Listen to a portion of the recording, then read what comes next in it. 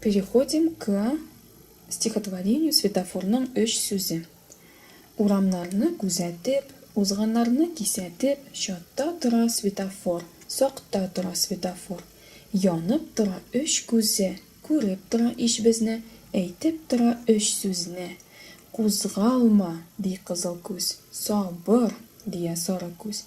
Ярый, дия яшел күз. Без дә аңа карыйбыз, күзебезне алмыйбыз, ни әйткәнен аңлыйбыз. Кузгалма, ди кызыл сүз, сабыр, дия сары сүз. Ярый, дия яшел сүз. Шәүкәт Галиев язган. Переводим. 3 слова светофора.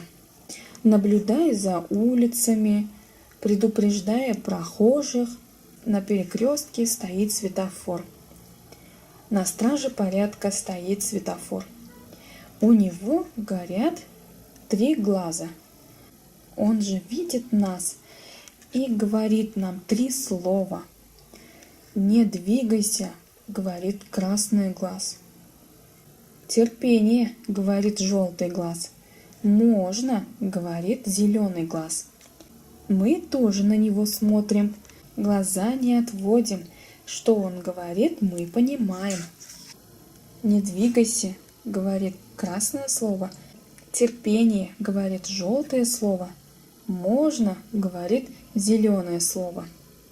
Написал Шаукат Галиев. Читаем и переводим вопросы. Светофор койда тора. Где стоит светофор? Счет сүзен русчага тәрҗемә ит. Переведи слово счет.